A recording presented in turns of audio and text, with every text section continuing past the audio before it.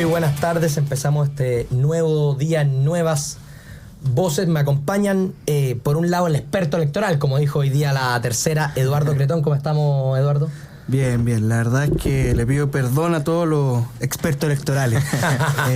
Pero sí, estoy trabajando hace un par de meses en el departamento electoral de la UDI. Estamos haciendo un trabajo para buscar candidatos a alcaldes, cobres, concejales, gobernadores. Y nos ha tocado también llevar un poco la mesa de negociación al interior de Chile Vamos. Yo creo que hoy día, tal como lo decía la tercera, para Chile Vamos sacamos cuentas alegres. En 6 comunas competimos con el gobierno, le ganamos en 5, obtuvimos el 65% de los votos, lo que demuestra que el espíritu de coalición que nosotros tenemos al interior de Chile Vamos sigue bien vigente y que Chile Vamos a nivel municipal sigue siendo una de las principales fuerzas opositoras al gobierno y que tiene una capacidad de movilizar mucho más que la que tuvo el gobierno y ser mucho más competitivo en esas elecciones que lo que es hoy día el gobierno. También me acompaña Cris Rojas, mi gran amigo y aparte influencer, presente en TikTok, en todas las redes, así que yo creo que aquí varios lo conocen. ¿Cómo estamos, Cris? Bien, bien, contento de estar junto con ustedes. Primera vez que me toca con Eduardo Cretón, siempre ahí siguiéndolo en redes sociales, y también con nuestro invitado que vamos a tener ahí también. Sí, y no, mira, feliz. Primero a dejar saludos de apoyo a los damnificados por el tema del sistema frontal, ¿cierto? Que está muy complicado en la región del Biobío. Y segundo, es el Día Nacional de los Mártires de Carabineros. Así que aprovechamos también de sumarnos a todo el apoyo de las familias que hasta el día de hoy sufren el abandono que muchos carabineros han tenido de parte del Estado en lo que respecta a la función que ellos cumplen. Así que un saludo a todos los carabineros que están ahí, la familia de los carabineros. Juan Pablo Rodríguez, director ejecutivo de la Fundación Piensa. ¿Llueve allá en Viña o no? Estoy en Valparaíso, ¿no? Valparaíso, pero sí, está en nubecitas negras y va a llover y hay suspensión de clases mañana y va el viernes, así que se viene un sistema complejo. Lo que acá, saludo a Cris, saludo a Eduardo, a todos quienes nos escuchan, especialmente acá en la región de Valparaíso, resulta especialmente complejo, Vicente, por el tema de los incendios, naturalmente, que sufrimos en Viña, Quilpué y Alemana.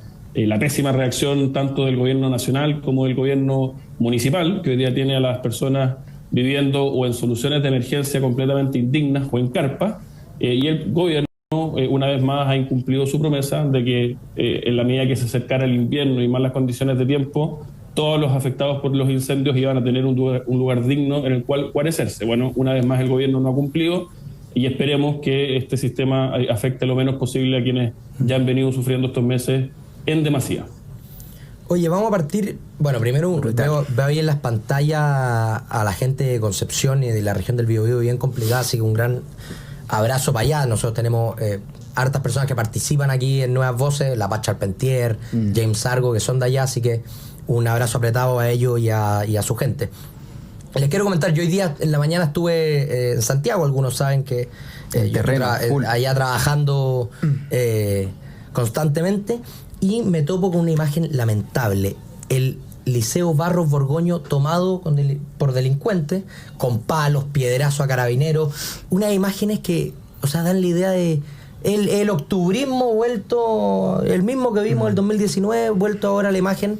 La gente veía bien, porque claro, normalmente hay problemas en el colegio, en ese liceo, pero la gente está bien asombrada de la violencia con la que se estaban manejando estos delincuentes.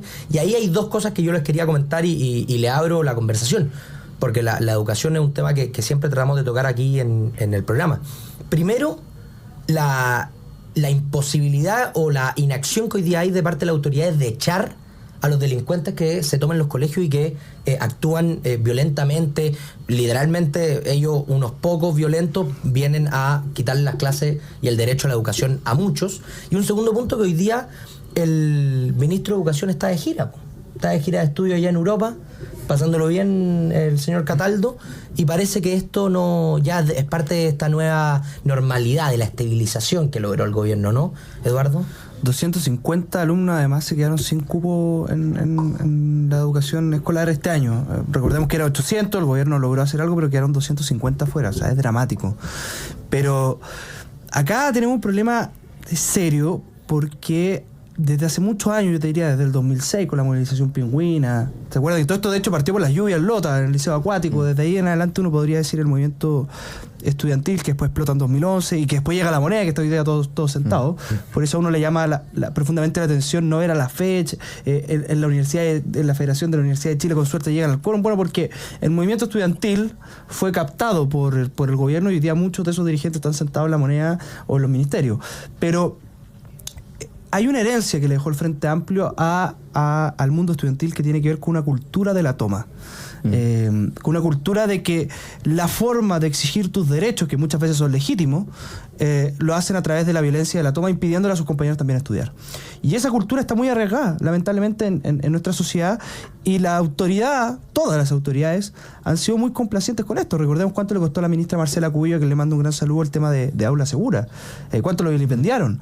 Pero la verdad es que si es que uno no le pone freno ahora a estos jóvenes que creen que es legítimo tomarse un colegio, suspender las clases, romper el mobiliario para exigir sus derechos, el día de mañana probablemente esos jóvenes van a ser los mismos que van a terminar en Plaza Baquedano con los octubristas lanzando piedras y tirando molotov. Entonces acá hay que ser tajante. La violencia en los establecimientos educacionales no puede ser y existir nunca. Si acá lo que hay que hacer es recuperar la autoridad del profesor, entender que los colegios son lugares donde se va a aprender a estudiar, a respetar a la autoridad, al profesor, a formar ciudadanos, sobre todo a formar ciudadanos, porque si es que nosotros somos complacientes con ellos, después no nos quejemos del tipo de ciudadano que estamos formando y el modo en que ese ciudadano después va a exigir sus derechos en la democracia. Juan Pablo Rodríguez. Yo creo, Vicente, voy a seguir la línea de Eduardo en el sentido de tratar de ver la película larga en esto, ¿no? Y yo creo que en la película larga uno lo que puede constatar en Chile es que existía una promesa, ¿no? Una promesa de, llamémosle, el bacheletismo frente amplismo, y que tenía que ver con una determinada visión de la educación, gratuita, de calidad, horizontal, etcétera, etcétera, etcétera, por una parte, y por otro lado tenía que ver con que para la consecución de ese propósito cualquier mecanismo era válido, cualquier mecanismo era legítimo, entre ellos naturalmente los paros eternos, las tomas y en definitiva la violencia. La validación de la violencia como una forma de conseguir sus objetivos fue legitimada en Chile no solamente por la política en octubre del 2019, sino que también desde hace mucho rato, por la izquierda, no solamente las más extremas, en nuestras universidades y en nuestros colegios. Esa promesa, en términos de fondo, esa promesa de mejorar la educación en Chile por parte de ese mundo, ha sido un completo fracaso, ¿no? Hoy día puestos ellos en el gobierno y hoy día con algo de perspectiva respecto a lo que fueron las reformas de Bachelet 2, uno puede sostener con bastante convicción y una cuestión bastante notoria que esa promesa fue un fracaso, ¿no?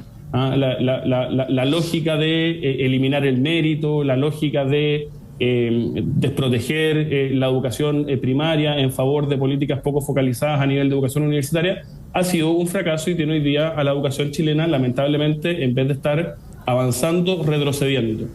Y en el ámbito de la violencia política, lamentablemente eso sigue. Y no podemos dejar de afirmar que el octubrismo no ha muerto, ¿no? Puede estar herido, puede estar dañado, puede estar avergonzado, pero no ha muerto. Y los guaripolas del octubrismo están no en cualquier parte, están en La Moneda. Y por lo tanto, quienes queremos defender nuestra libertad y nuestra democracia tenemos que constatar aquello.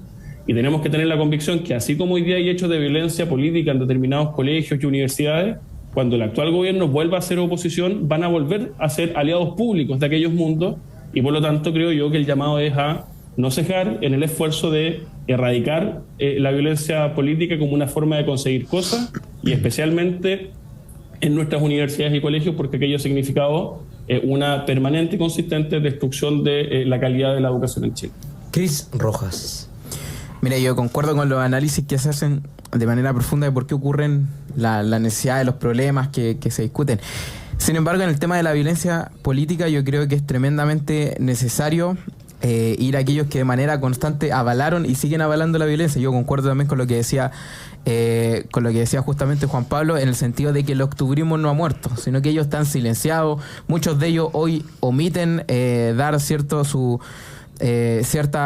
digamos, argumento en pos de seguir avalando la violencia, pero la verdad es que esto continúa y lo vemos reflejado en el video. Yo vi el video que subiste tú a tus redes sociales donde estabas justamente destruyéndolo todo. ¿Y cuál es el punto? Que si tú lo ves en el día a día, a quienes más afecta la violencia son a los trabajadores, aquellos que se van todos los días a trabajar, aquellos que utilizan las mismas micros que ellos destruyen, aquellos que utilizan los mismos paraderos que ellos destruyen, los mismos semáforos que ellos destruyen. Entonces a las finales se termina afectando, digamos, al ciudadano común, que lo único que quiere es ir a trabajar tranquilo y seguro. Pero resulta que estos actos de violencia que nosotros lo vemos de manera constante, que lo veíamos en el video que tú subiste a las redes sociales, que lo vemos de manera constante cuando se manifiestan, ¿cierto? Y entra la violencia en lo que respecta a las manifestaciones, vemos que los más afectados siempre son los ciudadanos, aquellos que quieren trabajar de manera normal. Y en ese sentido, yo creo que hay que seguir estando atentos a los personajes que de manera constante o silenciosamente, como bien decían ustedes, siguen avalando la violencia. Yo recuerdo a Daniel Stingo en su momento decir, podemos hacer un estallido social pero con menos violencia. O sea, con un poquito de menos violencia podemos hacerlo nuevamente, teniendo en cuenta las consecuencias que dejó el estallido social. Yo siempre cuento que en mi comuna nosotros el supermercado más cerca que teníamos era un supermercado de una marca en particular que estaba ahí. Resulta que quedó totalmente destruido. Lo saquearon, lo quemaron, hicieron peor los paraderos. Entonces, insisto con el punto, o sea, a quienes más termina afectando la violencia es a nosotros mismos. Por eso que cada vez que venga un político y avale la violencia, ya sea a través del discurso, ya sea a través de proyectos, de lo que sea, nosotros tenemos que ponernos de manera clara en el sentido de que a quienes más nos va a terminar afectando es justamente a nosotros mismos. Estamos conversando con Cris Rojas, Eduardo Cretón y Juan Pablo Rodríguez.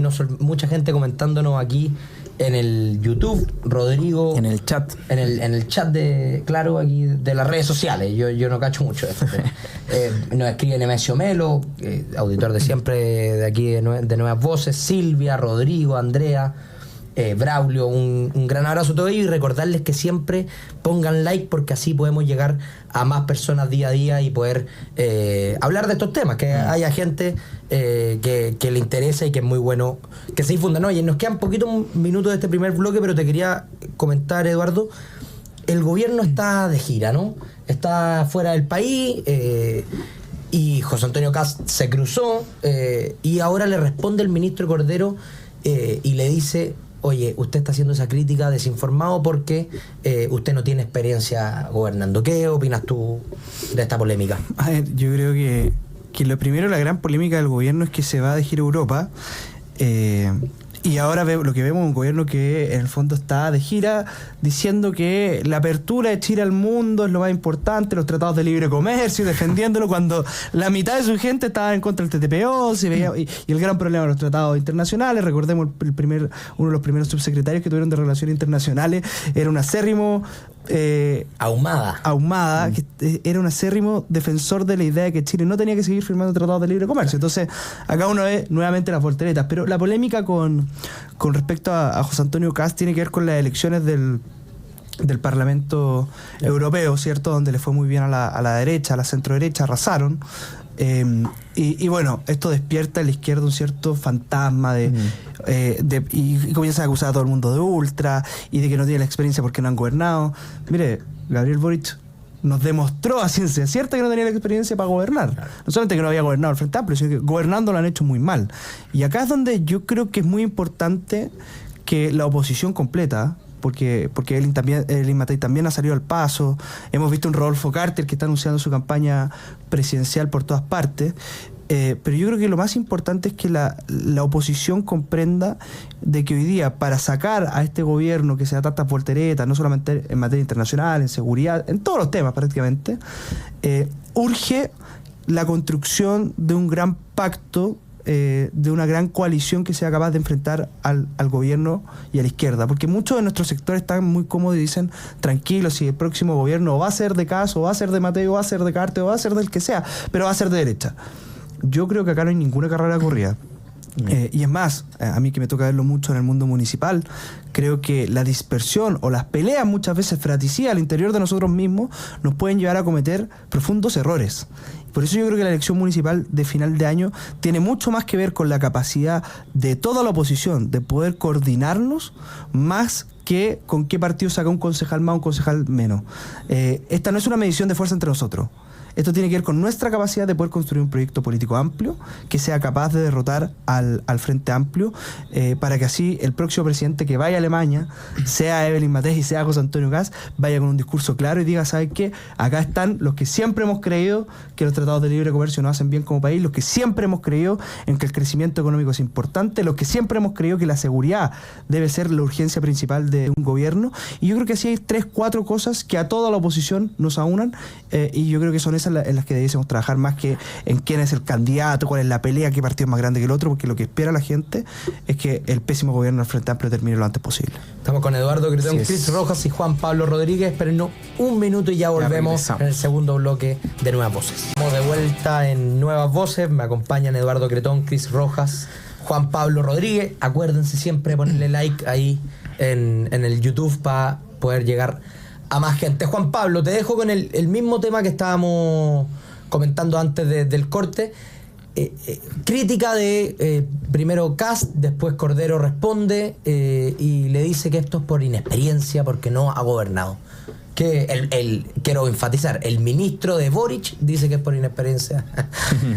¿Qué opinas tú, Ministro de Justicia, además. Vamos a saber uno por qué sale él hablando, ¿no? Pero en fin, mira, yo en abstracto... ¿No era el vocero? Mira, yo en abstracto, Vicente, no estoy de acuerdo en general, con la crítica que suele hacerse a los presidentes de la República por viajar, ¿no?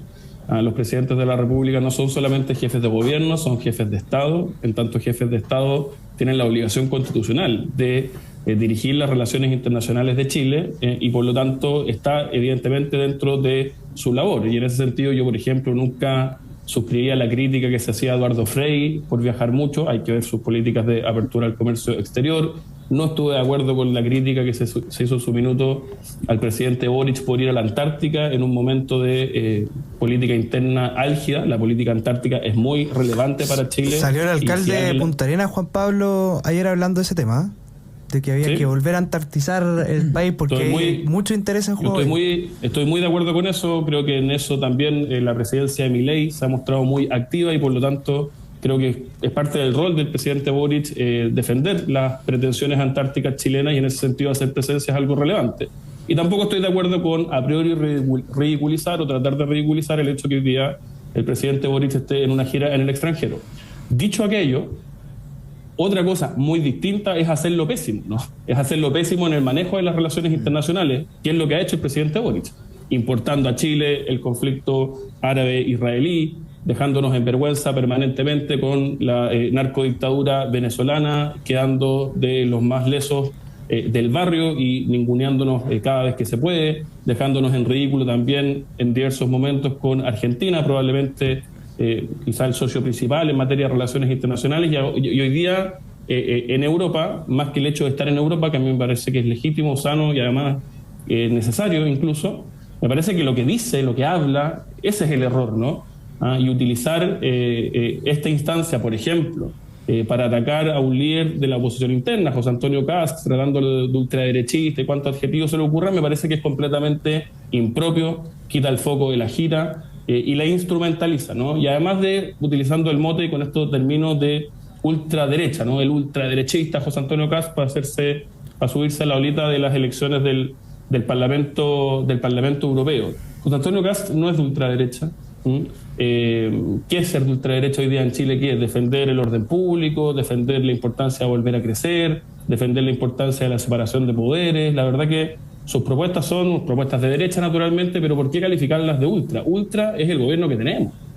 Ultra es haber querido derrocar al presidente de la República electo democráticamente. Ultra es en los colegios, lo que hablábamos en el primer bloque, validar la violencia política. Ultra es legitimar que se le tiren bombas molotov a los carabineros. Ultra es, cuando hay casos de terrorismo en el sur, ponerse del lado de Yaitul y no de las víctimas. Eso es ser ultra. En Chile ultraderecha hay poquita, la hay, no es José Antonio Kast. Lo que sí hay es una ultraizquierda desleal con la democracia, desleal con nuestras instituciones, y que hoy día no está en cualquier parte, hoy día está en el sillón de O'Higgins. Cris Rojas.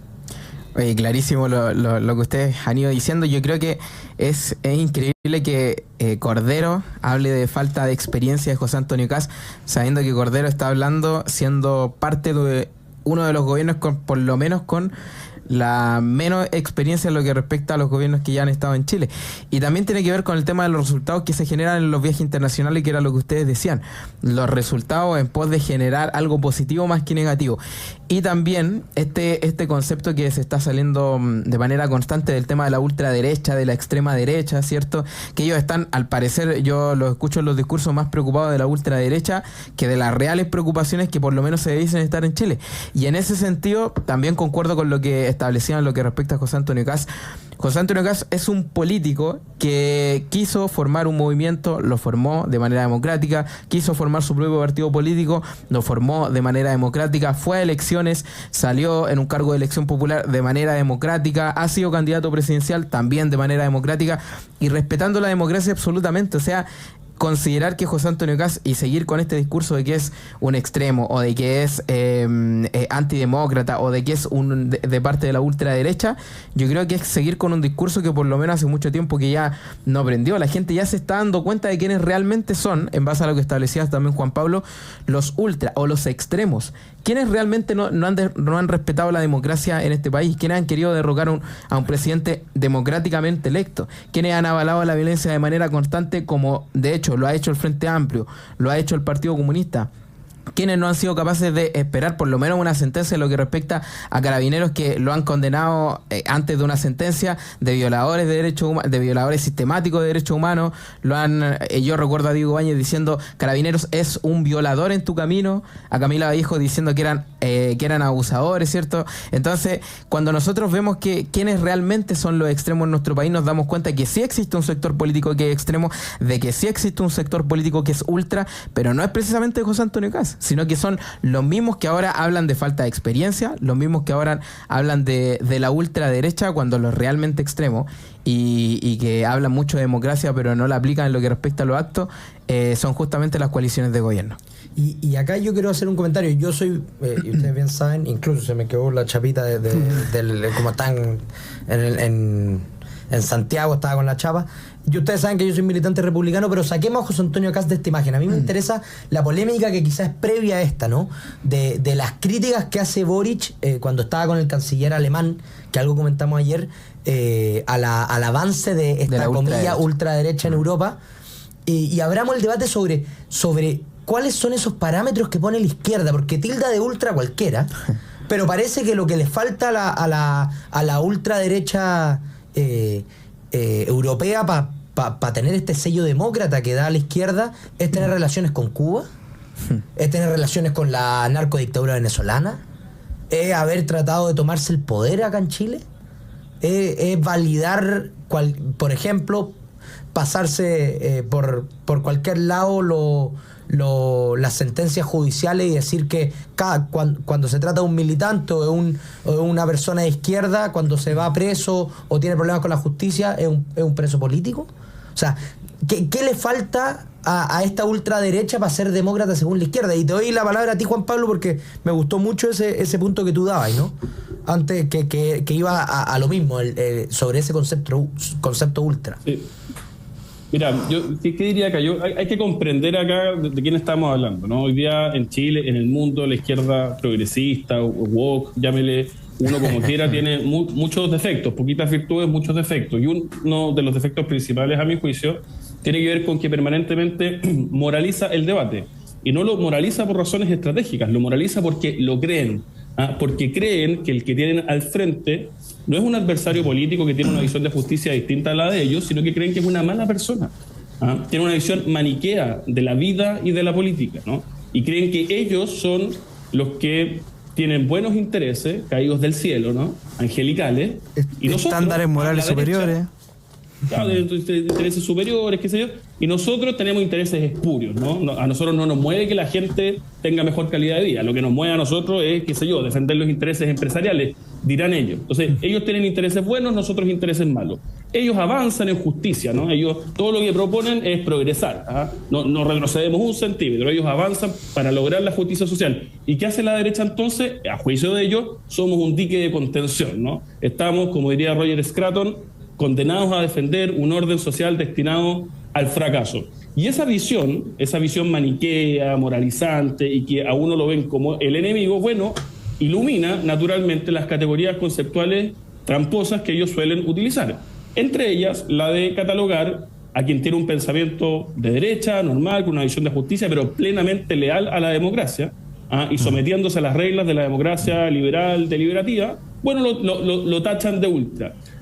No me extraña de la izquierda. Yo creo que acá el principal pecado, y con esto termino la idea, tiene que ver con los medios de comunicación que se pliegan a esas categorías conceptuales promovidas por la izquierda radical y en sus notas califican a una persona que no es de izquierda como de ultra permanentemente. Entonces yo creo que de ahí viene, me parece que es una categoría incorrecta y que nadie utiliza para comportamientos que sí efectivamente son extremos o ultras, porque en el contexto de una democracia, si alguien va a calificar qué es lo extremo, bueno, lo extremo es lo que está allende los límites de las reglas de la democracia liberal. Y quienes han estado en la historia reciente de Chile allende los límites de las reglas de la democracia liberal no es la derecha chilena, es la izquierda chilena. Sí. Y lo peor, no solamente es la izquierda más extrema, sino que también, lamentablemente, la exconcertación, que hoy día está bastante arrepentida de cómo se comportó para octubre del 2019, pero que ahí estuvieron dispuestos a tensionar absolutamente todas nuestras instituciones con tal de conseguir un propósito político que no habían logrado, Vicente, conseguir a través de las elecciones.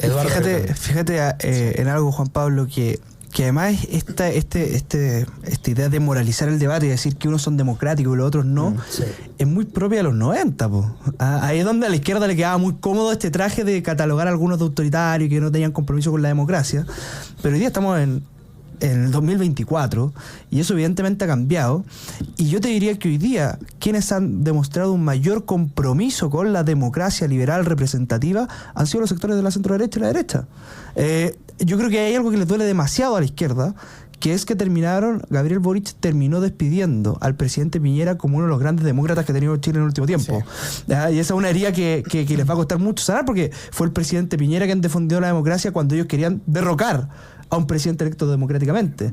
Fuimos nosotros los que estuvimos por el rechazo, los que defendimos la democracia y la idea de que todas las personas en democracia tienen que valer exactamente lo mismo y de que todas las personas tienen que ser juzgadas por la misma ley, porque lo que ellos defendieron en el proceso constitucional, en el primer proceso constitucional que lideró el octubrismo, era una constitución profundamente antidemocrática, una constitución llena de cuoteos, con distintas naciones, con distintos sistemas de justicia, donde el voto de uno valía más que el del otro. Claro. Entonces, es esta izquierda la que hoy día le ha faltado compromiso con la democracia. Volvamos a lo que pasa en los colegios. ¿Quiénes son los que se toman los colegios? Ellos. ¿Le han preguntado al resto de los estudiantes si quieren ir a clase o no? Jamás. ¿Quiénes son los que toman decisiones en asambleas donde el que piensa distinto es cancelado? Son ellos. Y lo han hecho en la universidad desde hace mucho tiempo. Entonces, el Frente Amplio y el Partido Comunista sabemos que nunca creyó en la democracia, simplemente lo utiliza como un medio. Pero el Frente Amplio, que su idea es profundizar la democracia, como dirían los anti-Telman, en verdad lo que buscan profundizar es un sistema antidemocrático, un sistema que destruye la democracia liberal porque le entrega a unos más derechos que a otros. Por eso creen tanto en las cuotas, por eso creen tanto en los escaños reservados, y por eso finalmente terminan desdibujando la idea de democracia como hoy día nosotros la conocemos, que es que todas las personas valgan exactamente lo mismo. Y eso a la izquierda le duele mucho, porque para ellos era mucho más cómodo quedarse pegado en el debate de los 90 que estar debatiendo hoy día, en pleno 2024, cómo fortalecemos y cómo protegemos la democracia. Y aparte que la izquierda también tiene un discurso que es bien engañoso, porque ellos primero aquí siempre está esta superioridad moral de ellos dar el sello democrático. No olvidar que en el mismo gesto de arrepentimiento, voltereta de Gabriel Boric, cuando revisita y vuelve a considerar un demócrata a Sebastián Piñera, bueno, en ese gesto mismo está el hecho de él considerarse que puede andar dando o quitando patentes de democracia.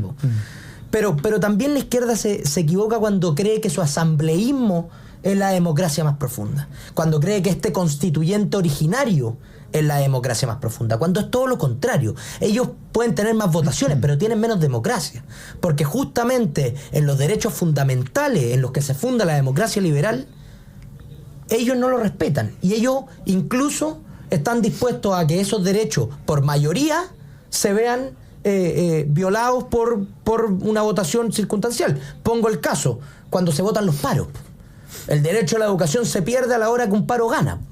Y eso la misma democracia no respalda ese tipo de mayorías circunstanciales que vengan a borrar por el piso derechos que son inalienables al hombre. El punto principal es que ellos son autoridades, y son autoridades importantes que toman decisiones importantes en lo que respecta a un país. Lo mismo pasa en los alcaldes, y si tú le preguntas a cualquier chileno qué es lo que el chileno actualmente no quiere.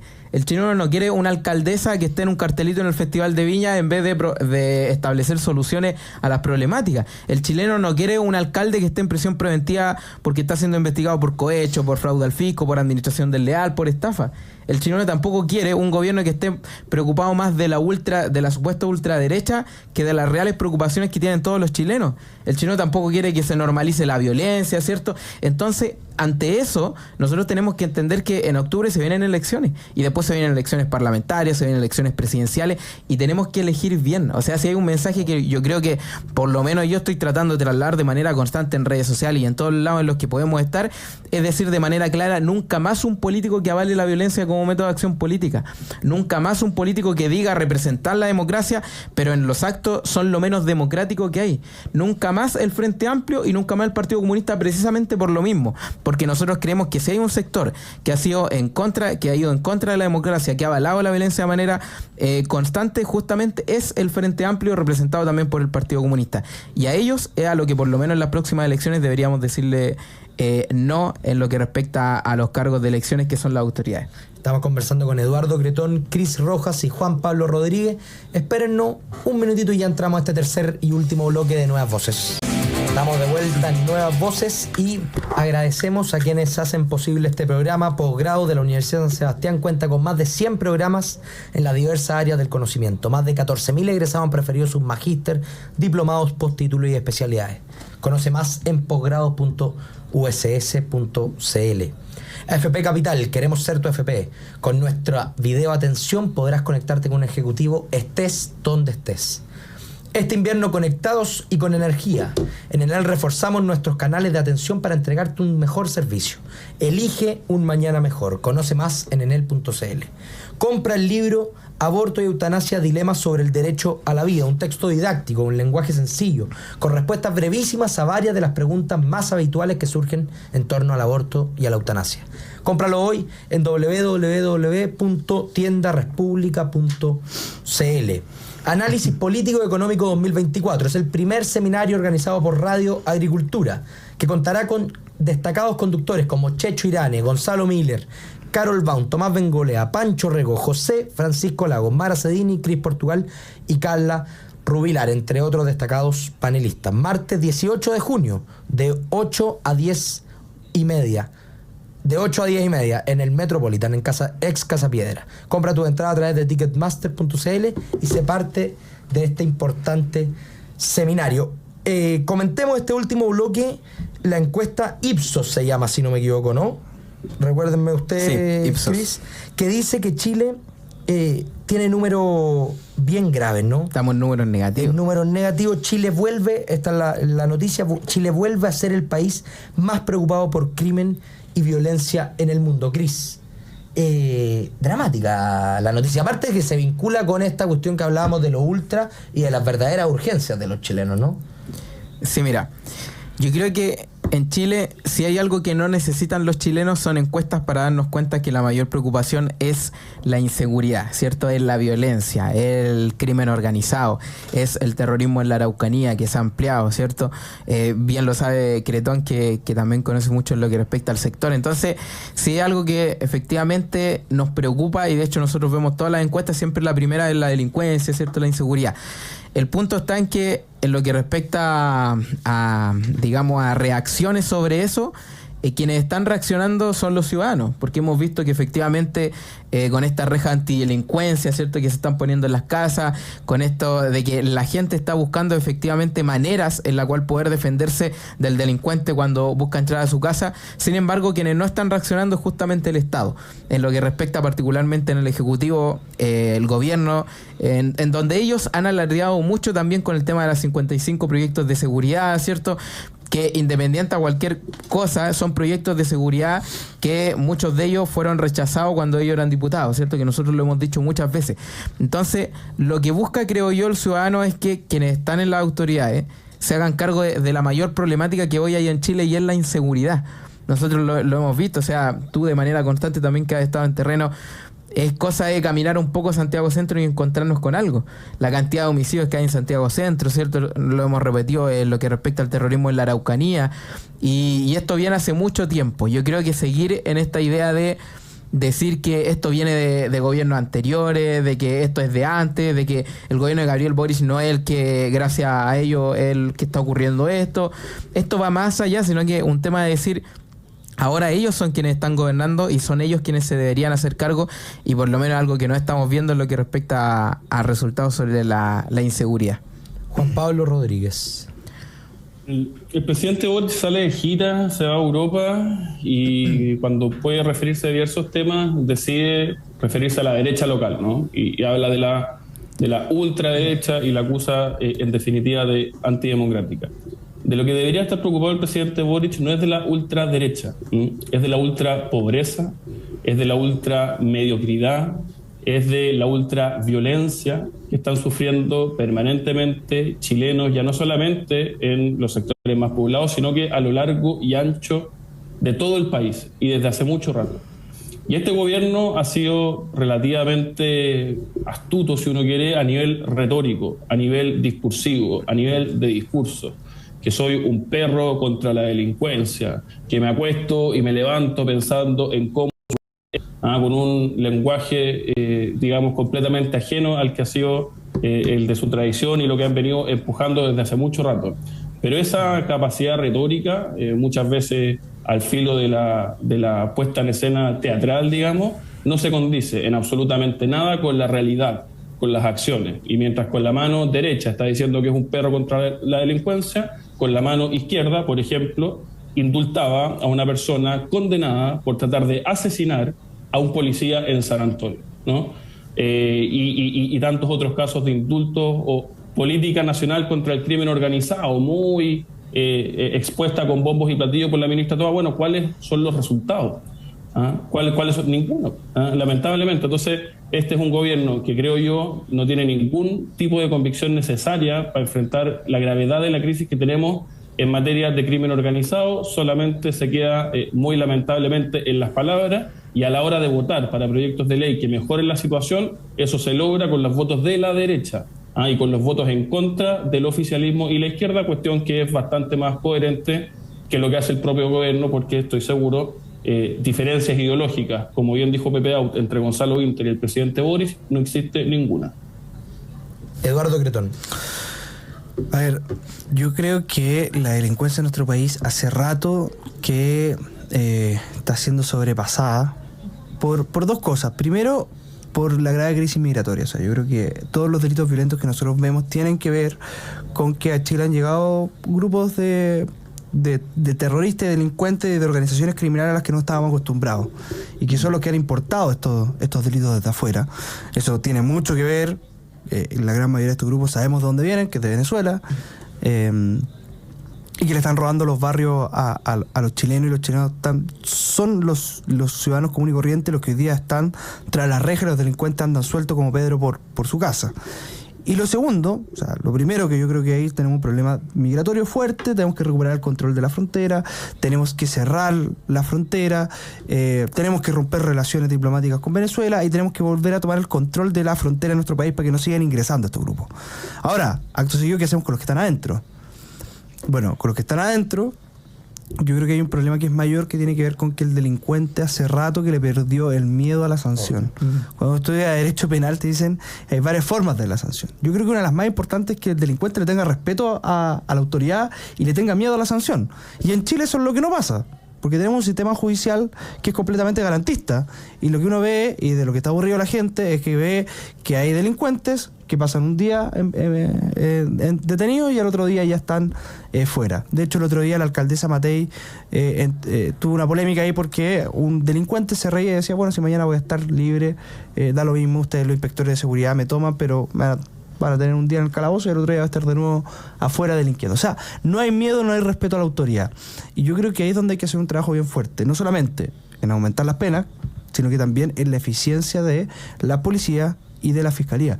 Yo creo que en fiscalía nosotros tenemos un problema grave, que es que falta más dotación de fiscales en Chile. Más y mejores fiscales. Hay una cantidad de delitos que quedan archivados, hay otros que derechamente no tenemos la capacidad para poder investigarlos. O sea, un fiscal que se formó hace 10 años no está en las condiciones para poder enfrentar al crimen organizado y llevar adelante ese tipo de investigaciones. Por lo tanto, hay que fortalecer la fiscalía, hay que dotarla de mayores recursos para que puedan hacer bien su trabajo, y lo mismo con las policías. Yo creo que en Chile hemos avanzado en algo, en devolverle el respeto a las policías, porque recordemos que estos mismos que hoy día gobiernan, en octubre del 2019 trataban a los policías de violadores de derechos humanos. Bueno, afortunadamente la ciudadanía le ha devuelto a dar el respaldo que se merecen nuestras policías. Hemos avanzado en leyes como la ley Retamal, que han sido en gran parte no una victoria del gobierno. Estas han sido victorias de la oposición. A pesar del gobierno. Tiene mucha razón Christopher, porque nosotros hemos venido impulsando estos proyectos de ley y ahora el gobierno se ve un poco obligado a aprobarlos. Pero hay mucho que hacer en materia de seguridad, porque es lamentable que hoy día, sobre todo los sectores populares, la gente sienta que le están robando su barrio extranjeros que han venido a delinquir. Y ahí tenemos un problema que se nos mezcla con la capacidad de poder meter a los delincuentes tras las rejas, pero también con la capacidad que tenga nuestro país de poder recuperar el control sobre la frontera. Y para ir cerrando, ahí hay un punto que es clave, porque lo que dice Eduardo, con matices más, matices menos, todos nosotros, el sector, está de acuerdo. Pero claro, hay una izquierda que cree que el verdadero problema de la justicia es que no hay justicias distintas para indígenas. Lo que cree la izquierda es que hay que hacer una justicia más garantista. Que son víctimas de la sociedad. Que son víctimas de la sociedad, los delincuentes. O sea, y además cuando se trata de uno de los suyos, ya sea Daniel Jadot o Héctor Villaitul, son presos políticos, además. No, una defensa absoluta. Pero es un punto, porque el diagnóstico es igual, y eso es lo distinto con el gobierno, que antes quizá no pasaba con tanta claridad entre la oposición y el oficialismo en los distintos gobiernos, con Piñera 2 ya más, pero antes no. Acá hay un gobierno que no está convencido que el principal problema del país es la seguridad, y que no tiene la voluntad política para solucionarlo. Y ese es el principal problema del país. Hace poco hablaban de percepción de inseguridad. Claro. Y después pues, se ponen de manera. Y después la cuenta pública dicen que están encargándose de la inseguridad y que los 55 proyectos que hablaban, ¿cierto? Pero hace un tiempo decían que era una percepción de inseguridad. Claro. Hace un tiempo querían llevar al Tribunal Constitucional la ley Nadie Retamal cuando se aprueba. Entonces la llamaron ley gatillo fácil. La llamaron ley gatillo fácil. Entonces, en lo que respecta a actos concretos, nosotros no estamos criticando ni siquiera intenciones de decir yo creo que ellos creen esto, no, sino que actos concretos, ellos no se han preocupado de la inseguridad, y yo creo que ese es un punto clave en lo que ustedes estaban hablando recién. Muchas gracias, Christopher, muchas gracias, Eduardo, bueno, muchas gracias, Juan Pablo. Vamos cerrando. Juan Pablo. Miércoles en Nuevas Voces, y ya nos vemos mañana. Junten agua. Junten agua, porque se viene difícil la cosa. Sí. Chao. Muchas gracias a todos, nos estamos viendo.